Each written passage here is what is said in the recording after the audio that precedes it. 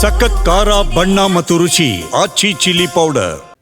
ಶಬರಿಮಲೆ ಅಯ್ಯಪ್ಪ ದೇಗುಲದ ಚಿನ್ನ ಕಳುವಿನ ಸೂತ್ರಧಾರಿ ಇದ್ದದ್ದೇ ಕರ್ನಾಟಕದಲ್ಲಿ. ಇದೀಗ ಇದೇ ಪ್ರಕರಣದ ತನಿಖೆ ಕೈಗೆತ್ತಿಕೊಂಡಿರುವಂತಹ ಇಡಿ ಅಧಿಕಾರಿಗಳು 3 ರಾಜ್ಯಗಳ 21 ಸ್ಥಳಗಳಲ್ಲಿ ರೇಡ್ ಮಾಡಿದ್ದಾರೆ.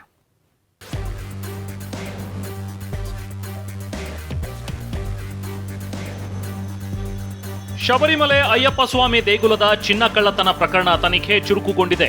ಅತ್ತ ಕೇರಳದ ಎಸ್ಐಟಿ ತನಿಖೆ ನಡೆಸ್ತಾ ಇದೆ.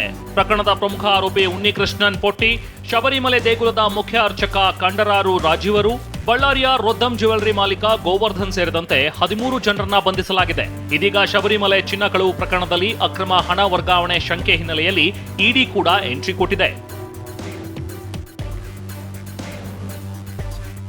ಶಬರಿಮಲೆ ಚಿನ್ನ ಕಳವು ಕೇಸ್, ಇಡಿ ಸರಣಿ ರೇಡ್. ಬೆಂಗಳೂರು, ಬಳ್ಳಾರಿ ಸೇರಿ 5 ಕಡೆ ತೀವ್ರ ಶೋಧ. ಬೆಂಗಳೂರಿನ ಅಯ್ಯಪ್ಪ ದೇಗುಲ ಟ್ರಸ್ಟಿಯಾಗಿದ್ದ ಮುರಾರಿ ಬಾಬು, ಈತನ ಕೋಆರ್ಡಿನೇಟರ್ ಆಗಿದ್ದ ಪೊಟ್ಟಿ ಉನ್ನಿಕೃಷ್ಣನ್, ಬಳ್ಳಾರಿಯ ರೊದ್ದಂ ಜ್ಯುವೆಲರಿ ಮಾಲೀಕ ಗೋವರ್ಧನ್, ಪ್ರಧಾನ ಅರ್ಚಕನ ಮನೆ ಸೇರಿದಂತೆ 5 ಕಡೆ ದಾಳಿ ನಡೆಸಲಾಗಿದೆ. ದಾಖಲೆಗಳನ್ನ ಪರಿಶೀಲನೆ ಮಾಡಲಾಗಿದೆ.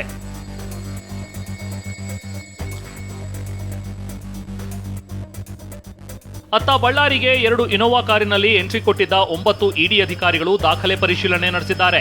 ರೊದ್ದಂ ಜ್ಯುವೆಲರಿ ಮತ್ತು ಕೋಟೆ ಪ್ರದೇಶದಲ್ಲಿರುವ ಮಾಲೀಕ ಗೋವರ್ಧನ್ ಮನೆಯಲ್ಲೂ ಪರಿಶೀಲನೆ ನಡೆಸಲಾಗಿದೆ.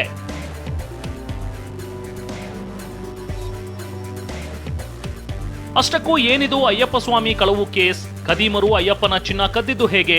ಬಳ್ಳಾರಿ ಉದ್ಯಮಿಗೂ ಈ ಕೇಸ್ಗೂ ಏನ್ ನಂಟು ಅಂತ ನೋಡೋಣ.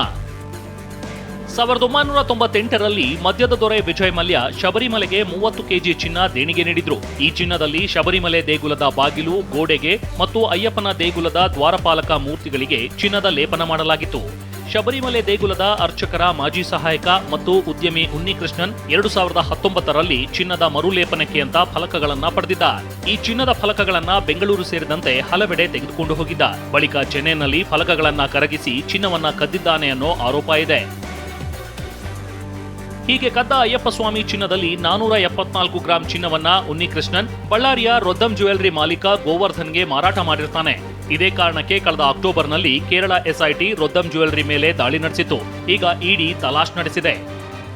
ಬೆಂಗಳೂರಿನಿಂದ ಶಿವಪ್ರಸಾದ್ ಜೊತೆ ವಿನಾಯಕ್, ಟಿವಿ9 ಬಳ್ಳಾರಿ.